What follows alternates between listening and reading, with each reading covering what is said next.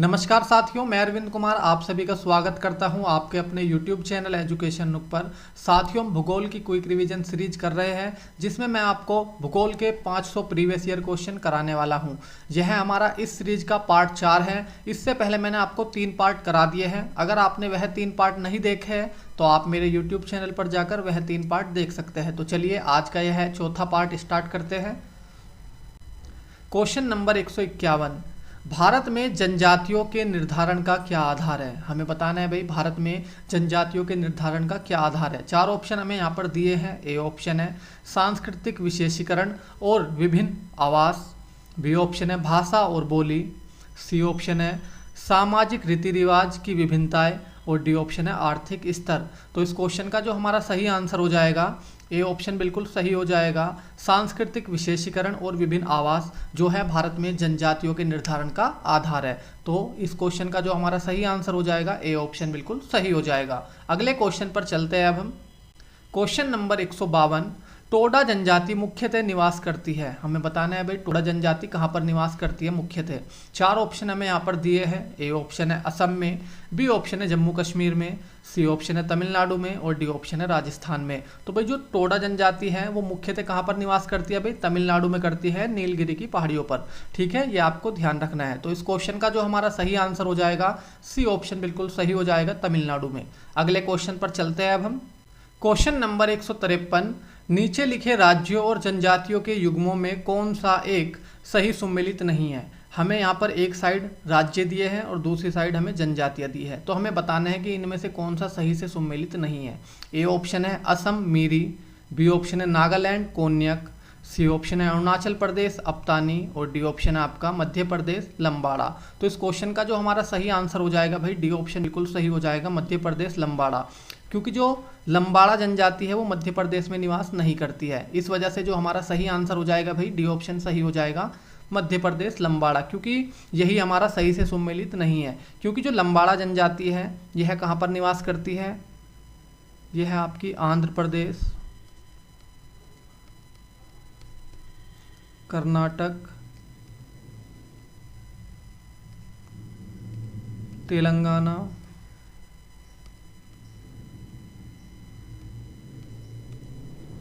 ठीक है, महाराष्ट्र,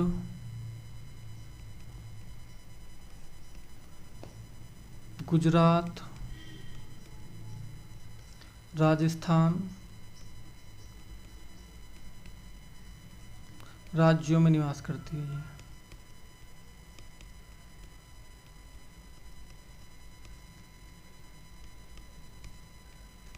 ठीक है भाई, जो आपकी लंबाड़ा जनजाति है वह आंध्र प्रदेश, कर्नाटक, तेलंगाना, महाराष्ट्र, गुजरात, राजस्थान आदि राज्यों में क्या करती है, निवास करती है, ना कि मध्य प्रदेश में। तो इस क्वेश्चन का आंसर जो हमारा सही होगा भाई, डी ऑप्शन बिल्कुल सही हो जाएगा। अगले क्वेश्चन पर चलते हैं अब हम। क्वेश्चन नंबर 154, निम्नलिखित जनजातियों में कौन सा भारत के अंडमान और निकोबार द्वीप समूह की मूल निवासी नहीं है। हमें बताना है भाई, निम्नलिखित जनजातियों में से कौन सी जनजाति अंडमान और निकोबार द्वीप समूह की मूल निवासी नहीं है। 4 ऑप्शन हमें यहाँ पर दिए हैं। ए ऑप्शन है हालचू, बी ऑप्शन है रेंगमा, सी ऑप्शन है ओंजे और डी ऑप्शन है शोम्पेन। तो इस क्वेश्चन का जो हमारा सही आंसर हो जाएगा भाई, बी ऑप्शन बिल्कुल सही हो जाएगा, रेंगमा। जो आपकी रेंगमा जनजाति है भाई, ये कहाँ की है, ये असम और नागालैंड में निवास करती है।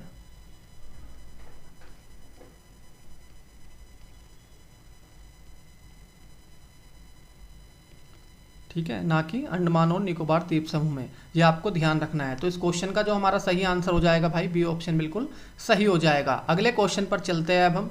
क्वेश्चन नंबर 155, निम्नलिखित राज्य या केंद्र शासित राज्यों में जारवा जनजाति का निवास स्थान है। हमें बताना है भाई, जारवा जनजाति किस राज्य या केंद्र शासित राज्य में रहती है। 4 ऑप्शन हमें यहाँ पर दिए हैं। ए ऑप्शन है अरुणाचल प्रदेश, बी ऑप्शन है लक्षद्वीप, सी ऑप्शन है छत्तीसगढ़ और डी ऑप्शन है अंडमान और निकोबार। तो भाई जो आपकी जारवा जनजाति है यह अंडमान और निकोबार द्वीप समूह में निवास करती है। तो इस क्वेश्चन का जो हमारा सही आंसर हो जाएगा, डी ऑप्शन बिल्कुल सही हो जाएगा, अंडमान और निकोबार। अगले क्वेश्चन पर चलते हैं अब हम। क्वेश्चन नंबर 156, भारत की सर्वाधिक आद्य जनजाति है। हमें बताना है भाई, भारत की सर्वाधिक आद्य जनजाति कौन सी है। 4 ऑप्शन हमें यहाँ पर दिए हैं। ए ऑप्शन है गोंड, बी ऑप्शन है जारवा, सी ऑप्शन है जुआंग और डी ऑप्शन है लेपचा। तो इस क्वेश्चन का जो हमारा सही आंसर हो जाएगा भाई बी ऑप्शन बिल्कुल सही हो जाएगा, जारवा। जो जारवा जनजाति है वह भारत की सर्वाधिक आद्य जनजाति है। आद्य जनजाति कौन सी होती है भाई?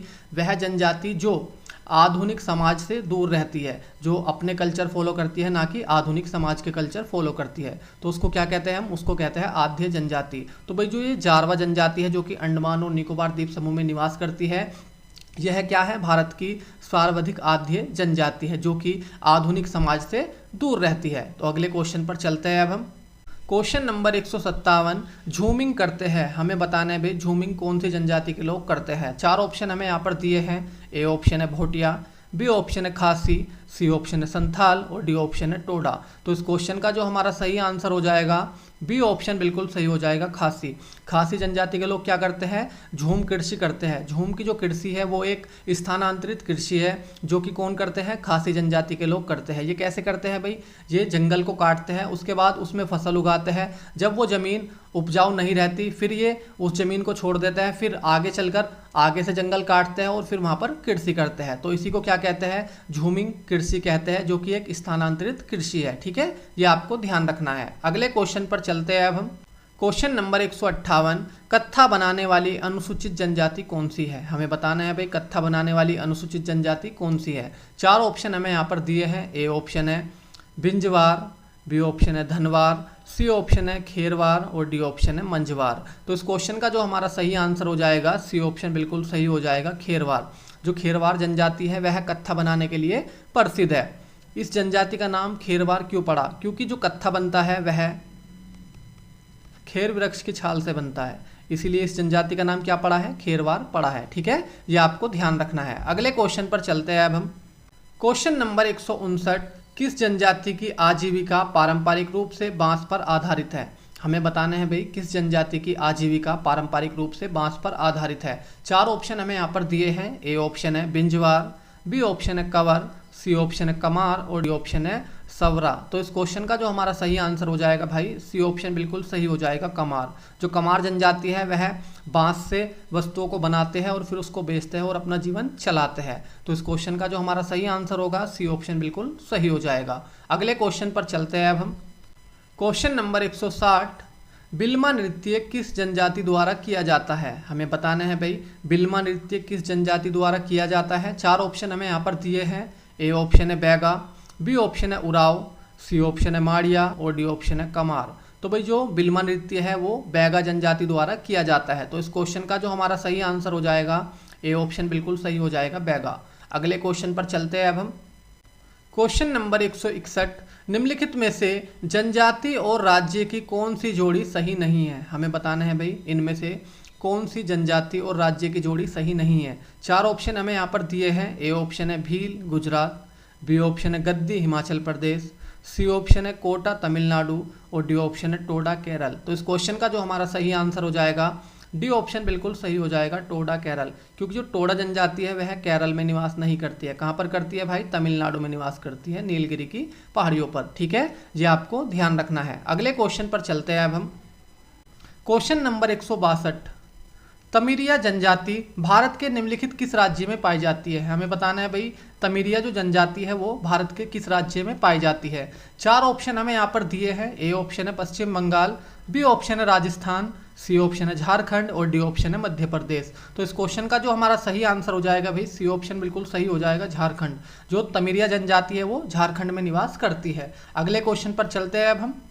क्वेश्चन नंबर 163, हिंदी के पश्चात कौन सी भाषा भारत में सबसे अधिक बोली जाती है? सबसे ज़्यादा भारत में हिंदी बोली जाती है, तो हमें उसके बाद बताना है कि कौन सी भाषा ज़्यादा बोली जाती है। 4 ऑप्शन हमें यहाँ पर दिए हैं। ए ऑप्शन है बंगाली, बी ऑप्शन है तेलुगु, सी ऑप्शन है तमिल और डी ऑप्शन है मराठी। तो इस क्वेश्चन का जो हमारा सही आंसर हो जाएगा भाई ए ऑप्शन बिल्कुल सही हो जाएगा, बंगाली। हिंदी के बाद सबसे अधिक बोले जाने वाली जो भाषा है वो है बंगाली। ठीक है, भारत में।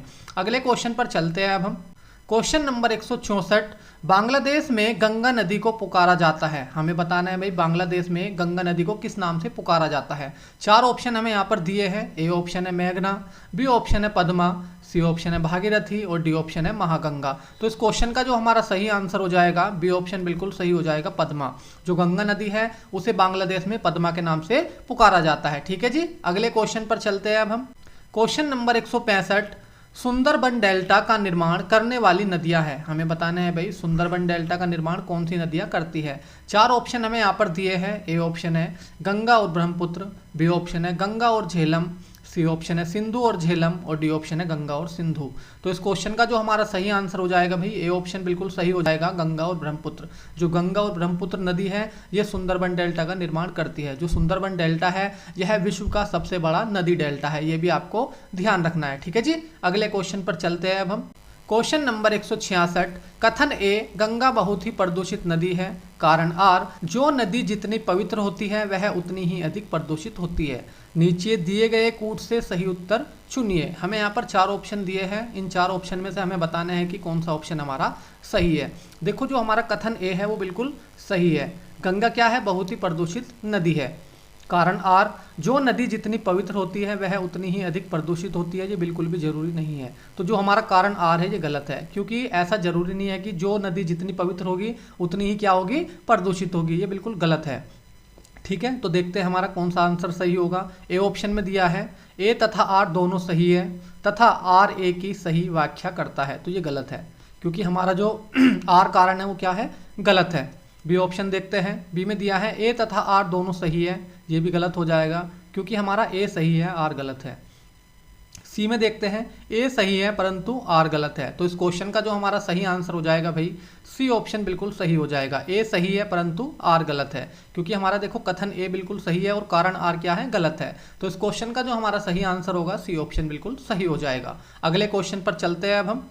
क्वेश्चन नंबर 167, गंगा की जलोढ़ मृदा की गहराई भूमि सतह के नीचे लगभग, हमें बताना है भाई गंगा की जलोढ़ मृदा की जो गहराई है वह भूमि सतह के लगभग कितने नीचे तक होती है। 4 ऑप्शन हमें यहाँ पर दिए हैं। ए ऑप्शन है 6000 मीटर तक होती है, बी ऑप्शन है 600 मीटर तक होती है, सी ऑप्शन है 800 मीटर तक होती है, और डी ऑप्शन है 100 मीटर तक होती है। तो भाई गंगा की जो जलोढ़ मृदा है उसकी गहराई भूमि सतह से लगभग 4000 से 6000 मीटर तक होती है। कितनी, 4000 से 6000 मीटर तक होती है। ठीक है, ये आपको ध्यान रखना है।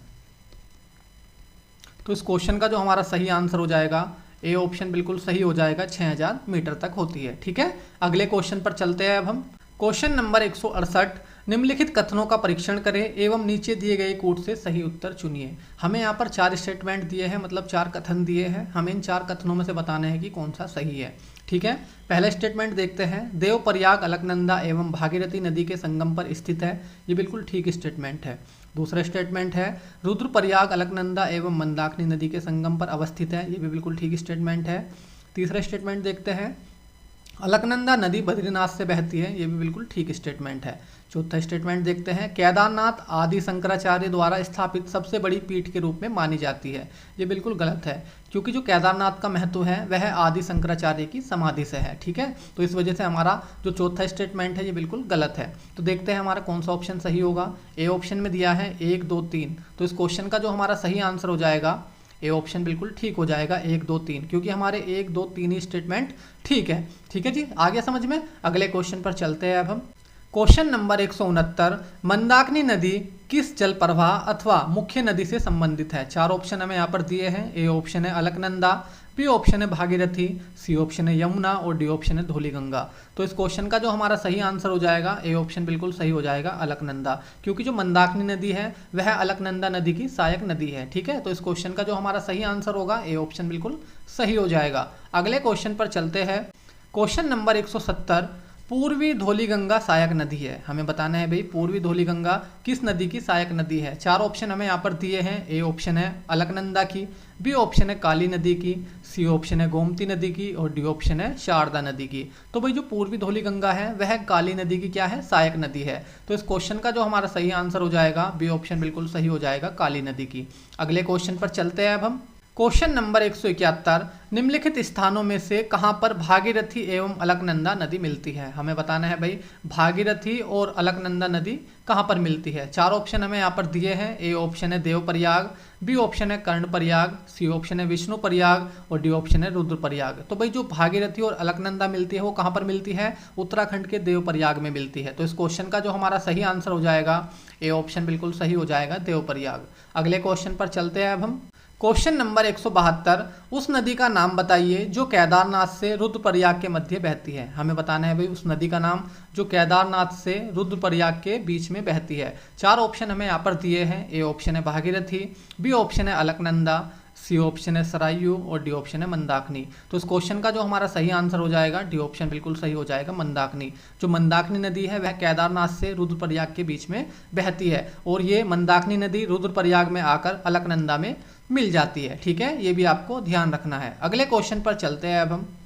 क्वेश्चन नंबर 173, निम्नलिखित में से किस नदी के तट पर बद्रीनाथ का प्रसिद्ध मंदिर स्थित है। हमें बताना है भाई किस नदी के तट पर बद्रीनाथ का प्रसिद्ध मंदिर स्थित है। चार ऑप्शन हमें यहाँ पर दे रखे हैं। ए ऑप्शन है अलकनंदा, बी ऑप्शन है भागीरथी, सी ऑप्शन है मंदाकिनी और डी ऑप्शन है गंगा। तो इस क्वेश्चन का जो हमारा सही आंसर हो जाएगा ए ऑप्शन बिल्कुल सही हो जाएगा, अलकनंदा। अलकनंदा नदी के तट पर बद्रीनाथ का प्रसिद्ध मंदिर स्थित है। ठीक है, जो मंदाकिनी नदी है इसके तट पर केदारनाथ स्थित है। ठीक है, ये भी आपको ध्यान रखना है। ठीक है भाई, अगले क्वेश्चन पर चलते हैं अब हम। क्वेश्चन नंबर 174, भारत की सबसे बड़ी वाह नदी है। हमें बताना है भाई भारत की सबसे बड़ी वाह नदी कौन सी है। चार ऑप्शन हमें यहाँ पर दिए हैं। ए ऑप्शन है महानदी, बी ऑप्शन है गोदावरी, सी ऑप्शन है गंगा और डी ऑप्शन है नर्मदा। तो भारत की जो सबसे बड़ी नदी है भाई वो कौन सी है, वो है गंगा। तो इस क्वेश्चन का जो हमारा सही आंसर हो जाएगा सी ऑप्शन बिल्कुल सही हो जाएगा, गंगा। गंगा नदी की जो लंबाई है वो है 2525 किलोमीटर। कितनी है भाई, 2525 किलोमीटर इसकी लंबाई है, जो कि भारत की सबसे बड़ी नदी है। अगले क्वेश्चन पर चलते हैं अब हम। क्वेश्चन नंबर 175, भागीरथी नदी निकलती है। हमें बताना है भाई जो भागीरथी नदी है वो कहाँ से निकलती है। चार ऑप्शन हमें यहाँ पर दिए हैं। ए ऑप्शन है गोमुख से, बी ऑप्शन है गंगोत्री से, सी ऑप्शन है तपोवन से और डी ऑप्शन है विष्णुप्रयाग से। तो भाई जो भागीरथी नदी है वह गंगोत्री ग्लेशियर के गोमुख से निकलती है। तो इस क्वेश्चन का जो हमारा सही आंसर हो जाएगा ए ऑप्शन बिल्कुल सही हो जाएगा, गोमुख से। अगले क्वेश्चन पर चलते हैं अब हम।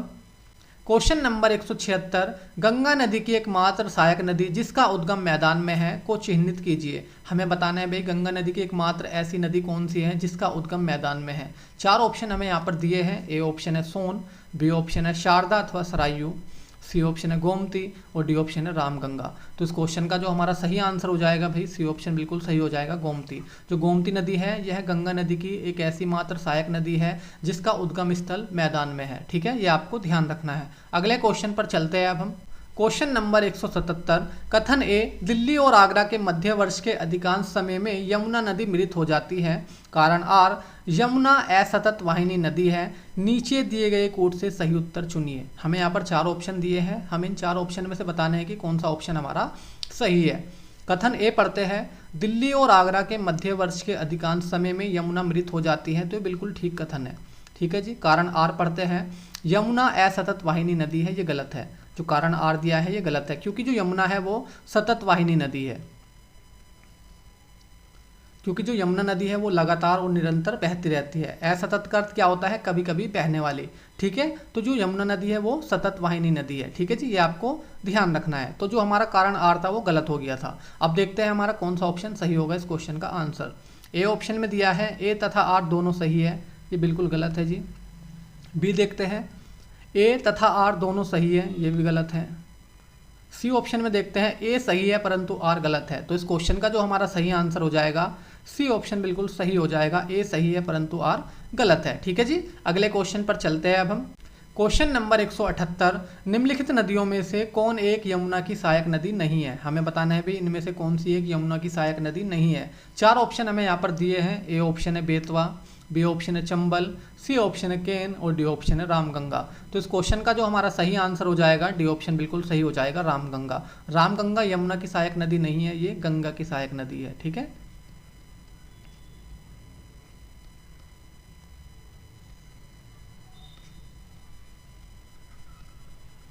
ये आपको ध्यान रखना है। अगले क्वेश्चन पर चलते हैं अब हम।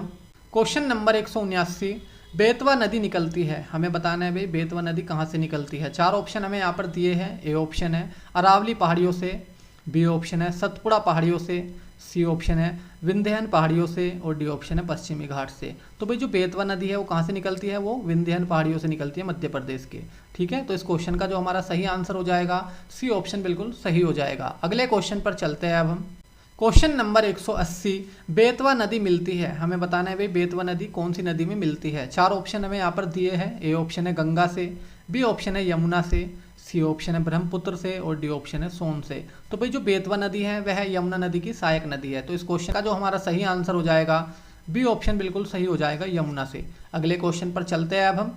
क्वेश्चन नंबर 181, इनमें गंगा की कौन सी सहायक नदी उत्तर वाहिनी है, हमें बताना है भाई इनमें से कौन सी गंगा की सहायक नदी उत्तर की ओर बहती है। चार ऑप्शन हमें यहाँ पर दिए हैं। ए ऑप्शन है कोसी, बी ऑप्शन है घाघरा, सी ऑप्शन है सोन और डी ऑप्शन है गंडक। तो इस क्वेश्चन का जो हमारा सही आंसर हो जाएगा सी ऑप्शन बिल्कुल सही हो जाएगा, सोन। जो ये सोन नदी है यह मध्य प्रदेश की अमरकंटक की पहाड़ियों से निकलती है और यह उत्तर की ओर बहती है और फिर गंगा में मिलती है। तो इस क्वेश्चन का जो हमारा सही आंसर हो जाएगा भाई सी ऑप्शन बिल्कुल सही हो जाएगा। अगले क्वेश्चन पर चलते हैं अब हम। क्वेश्चन नंबर 182, कौन सी श्रेणी यमुना और सोन के मध्य जल द्विभाजक का कार्य करती है, हमें बताना है भाई इनमें से कौन सी श्रेणी यमुना और सोन के मध्य जल द्विभाजक का कार्य करती है। चार ऑप्शन हमें यहाँ पर दिए हैं। ए ऑप्शन है भांडेर, बी ऑप्शन है कैमूर, सी ऑप्शन है मेकल और डी ऑप्शन है मुकुंदवारा। तो इस क्वेश्चन का जो हमारा सही आंसर हो जाएगा भाई बी ऑप्शन बिल्कुल सही हो जाएगा, कैमूर। जो कैमूर पर्वत श्रेणी है यह यमुना और सोन के मध्य जल द्विभाजक का कार्य करती है, यह आपको ध्यान रखना है। अगले क्वेश्चन पर चलते हैं अब हम।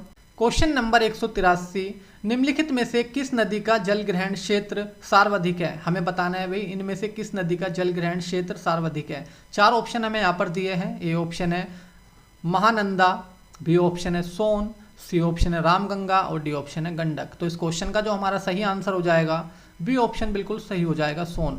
इनमें से जो सोन नदी है इसका जलग्रहण क्षेत्र सबसे अधिक है। ठीक है, अगर हम बात करें कि पूरे भारत में सबसे अधिक जलग्रहण क्षेत्र किस नदी का है तो वो है गंगा का।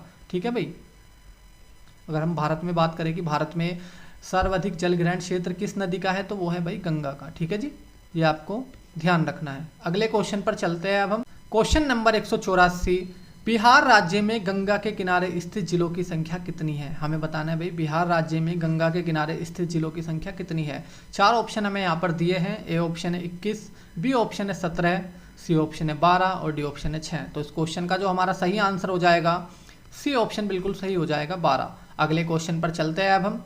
क्वेश्चन नंबर 185, निम्नलिखित में से कौन सी नदी भारतीय गंगा नदी बैसिन का हिस्सा नहीं है, हमें बताना है भाई इनमें से कौन सी नदी भारतीय गंगा नदी बैसिन का हिस्सा नहीं है। चार ऑप्शन हमें यहाँ पर दिए हैं। ए ऑप्शन है पुनपुन नदी, बी ऑप्शन है अजय नदी, सी ऑप्शन है जलांगी नदी और डी ऑप्शन है जोंक नदी। तो इस क्वेश्चन का जो हमारा सही आंसर हो जाएगा भाई डी ऑप्शन बिल्कुल सही हो जाएगा, जोंक नदी। जो ये जोंक नदी है यह महानदी बैसिन का हिस्सा है। किसका? महानदी बैसिन का हिस्सा है, ना कि गंगा नदी बैसिन का हिस्सा। ठीक है, तो इस क्वेश्चन का जो हमारा सही आंसर हो जाएगा डी ऑप्शन बिल्कुल सही हो जाएगा, क्योंकि जो जोंक नदी है यह महानदी बैसिन का हिस्सा है। ठीक है, ये आपको ध्यान रखना है। अगले क्वेश्चन पर चलते हैं अब हम। क्वेश्चन नंबर 186, निम्नलिखित में से कौन सी नदी उत्तर प्रदेश राज्य में प्रवाहित नहीं होती है, हमें बताना है भाई इनमें से कौन सी नदी उत्तर प्रदेश राज्य में प्रवाहित नहीं होती है। चार ऑप्शन हमें यहाँ पर दिए हैं। ए ऑप्शन है सोन नदी, बी ऑप्शन है हिंडन नदी, सी ऑप्शन है गंडक नदी और डी ऑप्शन है शारदा नदी। तो इस क्वेश्चन का जो हमारा सही आंसर हो जाएगा भाई सी ऑप्शन बिल्कुल सही हो जाएगा, गंडक नदी। जो ये गंडक नदी है यह नेपाल से निकलती है और बिहार में बहती है। ठीक है, ना कि उत्तर प्रदेश राज्य में। तो इस क्वेश्चन का जो हमारा सही आंसर होगा सी ऑप्शन बिल्कुल सही हो जाएगा। अगले क्वेश्चन पर चलते हैं अब हम। क्वेश्चन नंबर 187, भारत में यरलुंग जंगबो नदी को किस नाम से जाना जाता है, हमें बताना है भाई भारत में यरलुंग जंगबो नदी को किस नाम से जाना जाता है। चार ऑप्शन हमें यहाँ पर दिए हैं। ए ऑप्शन है गंगा, बी ऑप्शन है सिंधु, सी ऑप्शन है ब्रह्मपुत्र और डी ऑप्शन है महानदी। तो भाई भारत में यरलुंग जंगबो नदी को ब्रह्मपुत्र नदी के नाम से जाना जाता है। तो इस क्वेश्चन का जो हमारा सही आंसर हो जाएगा सी ऑप्शन बिल्कुल सही हो जाएगा, ब्रह्मपुत्र। अगले क्वेश्चन पर चलते हैं अब हम। क्वेश्चन नंबर 188, तिब्बत में मानसरोवर झील के पास से जिस नदी का स्रोत है वह है, हमें बताना है भाई तिब्बत में मानसरोवर झील के पास से कौन सी नदी निकलती है। ठीक है, चार ऑप्शन हमें यहाँ पर दिए हैं। ए ऑप्शन है ब्रह्मपुत्र, बी ऑप्शन है सतलज, सी ऑप्शन है सिंधु और डी ऑप्शन है उपयुक्त सभी। तो इस क्वेश्चन का जो हमारा सही आंसर हो जाएगा भाई डी ऑप्शन बिल्कुल सही हो जाएगा, उपयुक्त सभी। क्योंकि जो तिब्बत के पास मानसरोवर झील है उसके पास से आपके ब्रह्मपुत्र भी निकलती है, सतलज भी निकलती है और सिंधु नदी भी निकलती है। तो इस क्वेश्चन का जो हमारा सही आंसर हो जाएगा डी ऑप्शन बिल्कुल सही हो जाएगा। अगले क्वेश्चन पर चलते हैं अब हम। क्वेश्चन नंबर 189, मानस नदी किस नदी की उपनदी है? हमें बताना है भाई जो मानस नदी है यह किस नदी की उपनदी है। 4 ऑप्शन हमें यहाँ पर दिए हैं। ए ऑप्शन है गोदावरी, बी ऑप्शन है महानदी, सी ऑप्शन है कृष्णा और डी ऑप्शन है आपका ब्रह्मपुत्र। तो जो मानस नदी है यह ब्रह्मपुत्र नदी की सहायक नदी है। तो इस क्वेश्चन का जो हमारा सही आंसर हो जाएगा डी ऑप्शन बिल्कुल सही हो जाएगा, ब्रह्मपुत्र। अगले क्वेश्चन पर चलते हैं अब हम। क्वेश्चन नंबर 190, ब्रह्मपुत्र नदी तिब्बत में किस नाम से जानी जाती है? हमें बताना है भाई ब्रह्मपुत्र नदी तिब्बत में किस नाम से जानी जाती है। 4 ऑप्शन हमें यहाँ पर दिए हैं। ए ऑप्शन है पद्मा, बी ऑप्शन है चकमुड्डुक, सी ऑप्शन है हेमजुग और डी ऑप्शन है सांगपो। तो इस क्वेश्चन का जो हमारा सही आंसर हो जाएगा भाई डी ऑप्शन बिल्कुल सही हो जाएगा, सांगपो। ब्रह्मपुत्र नदी को तिब्बत में सांगपो नाम से जानते हैं या सापू, ठीक है, सांगपो या सापू के नाम से जानते हैं तिब्बत में ब्रह्मपुत्र नदी को, यह आपको ध्यान रखना है। अगले क्वेश्चन पर चलते हैं अब हम। क्वेश्चन नंबर 191, ब्रह्मपुत्र नदी का बहाव क्षेत्र है। हमें बताना है भाई जो ब्रह्मपुत्र नदी है उसका बहाव क्षेत्र क्या है। 4 ऑप्शन हमें यहाँ पर दिए हैं। ए ऑप्शन है तिब्बत बांग्लादेश भारत, बी ऑप्शन है भारत चीन बांग्लादेश तिब्बत, सी ऑप्शन है भारत पाकिस्तान बांग्लादेश सिक्किम और डी ऑप्शन है बांग्लादेश पश्चिम बंगाल भूटान नेपाल। तो इस क्वेश्चन का जो हमारा सही आंसर हो जाएगा ए ऑप्शन बिल्कुल सही हो जाएगा, तिब्बत बांग्लादेश और भारत। जो ब्रह्मपुत्र नदी है वह तिब्बत बांग्लादेश और भारत में बहती है, ठीक है, ये आपको ध्यान रखना है। अगले क्वेश्चन पर चलते हैं अब हम। क्वेश्चन नंबर 192, कथन ए, प्रायद्वीपीय भारत की सबसे प्रमुख नदियां बांग्लादेश की खाड़ी में गिरती है परंतु नर्मदा तथा ताप्ती नदियां अरब सागर में गिरती है। कारण आर, नर्मदा और ताप्ती नदियां विभ्रंश घाटी से होकर बहती है। नीचे दिए गए कोड से सही उत्तर चुनिए। हमें बताना है भाई यहाँ पर 4 ऑप्शन दिए हैं। इन 4 ऑप्शन में से हमें बताना है कि कौन सा ऑप्शन हमारा सही है। कथन ए, प्रायद्वीपीय भारत की सभी प्रमुख नदियाँ बंगाल की खाड़ी में गिरती है परंतु नर्मदा तथा ताप्ती नदियाँ अरब सागर में गिरती है, ये बिल्कुल ठीक कथन है, ठीक है जी। कारण आर, नर्मदा और ताप्ती नदियाँ विभ्रंश घाटी से होकर बहती है, तो ये भी बिल्कुल ठीक है। तो हमारा कथन ए भी ठीक है और कारण आर भी बिल्कुल ठीक है। तो देखते हैं हमारा कौन सा ऑप्शन सही होगा इस क्वेश्चन का आंसर।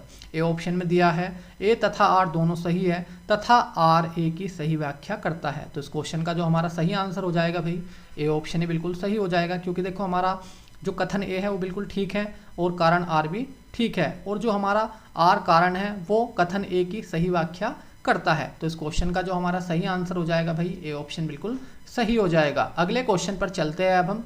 क्वेश्चन नंबर 193, नर्मदा घाटी किन पर्वत श्रृंखलाओं के बीच में स्थित है? हमें बताना है भाई जो नर्मदा घाटी है वो किन पर्वत श्रृंखलाओं के बीच में स्थित है। 4 ऑप्शन हमें यहाँ पर दिए हैं। ए ऑप्शन है भांडेर और मैकाल, बी ऑप्शन है सतपुड़ा और अरावली, सी ऑप्शन है सतपुड़ा और विंध्याचल और डी ऑप्शन है विंध्याचल और अरावली। तो भाई जो आपकी नर्मदा घाटी है वह सतपुड़ा और विंध्याचल पर्वत श्रृंखलाओं के बीच में स्थित है। तो इस क्वेश्चन का जो हमारा सही आंसर हो जाएगा सी ऑप्शन बिल्कुल सही हो जाएगा। अगले क्वेश्चन पर चलते हैं अब। क्वेश्चन नंबर 194, निम्नांकित में से कौन सी एक नदी डेल्टा का निर्माण नहीं करती? हमें बताना है भाई इनमें से कौन सी नदी डेल्टा का निर्माण नहीं करती है। 4 ऑप्शन हमें यहाँ पर दिए हैं। ए ऑप्शन है महानदी, बी ऑप्शन है गोदावरी, सी ऑप्शन है नर्मदा और डी ऑप्शन है कावेरी। तो इस क्वेश्चन का जो हमारा सही आंसर हो जाएगा भाई सी ऑप्शन बिल्कुल सही हो जाएगा, नर्मदा।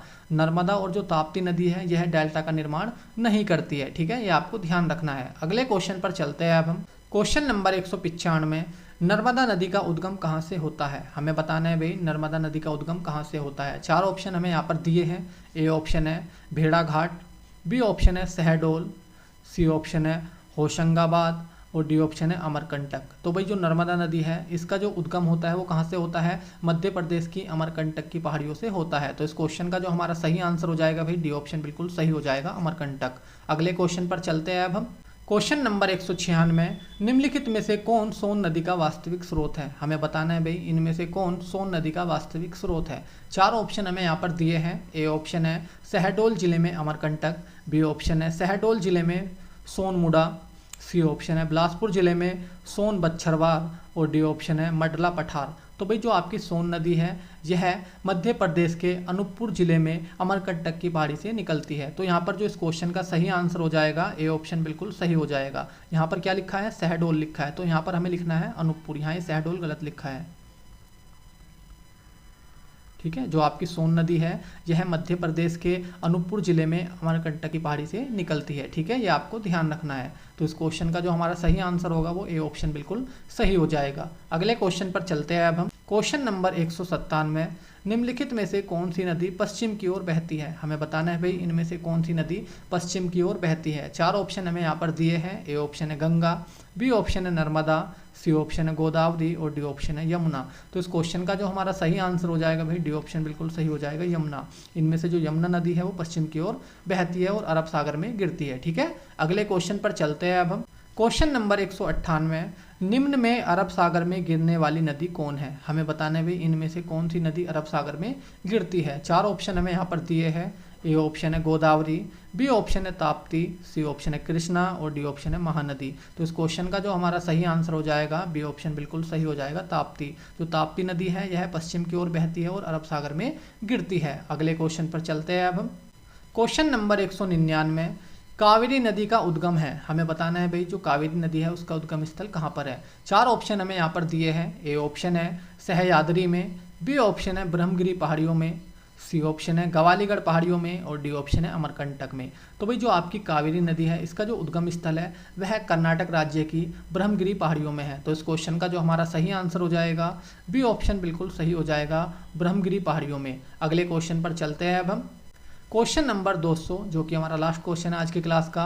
क्वेश्चन नंबर 200 है भाई, निम्नलिखित नदियों में से किसको दक्षिण की गंगा कहा जाता है। हमें बताना है भाई इनमें से किस नदी को दक्षिण की गंगा कहा जाता है। 4 ऑप्शन हमें यहाँ पर दिए हैं। ए ऑप्शन है कावेरी को, बी ऑप्शन है कृष्णा को, सी ऑप्शन है गोदावरी को और डी ऑप्शन है नर्मदा को। तो इस क्वेश्चन का जो हमारा सही आंसर हो जाएगा भाई सी ऑप्शन बिल्कुल सही हो जाएगा, गोदावरी को। गोदावरी को दक्षिण भारत की गंगा कहते हैं, ठीक है। ये आपको ध्यान रखना है। तो मैं उम्मीद करता हूँ कि आपको ये 50 क्वेश्चन अच्छे से समझ में आए होंगे और मेरी वीडियो अच्छी लगी होगी। अगर आपको ये 50 क्वेश्चन अच्छे से समझ में आए हैं और मेरी वीडियो अच्छी लगी है तो आप मेरी वीडियो को लाइक कर सकते हैं और हमारे चैनल को सब्सक्राइब कर सकते हैं, जिससे कि आपको नई वीडियो का नोटिफिकेशन तुरंत मिल सके। तो आज के लिए इतना ही है, मिलते हैं अगली क्लास में। धन्यवाद।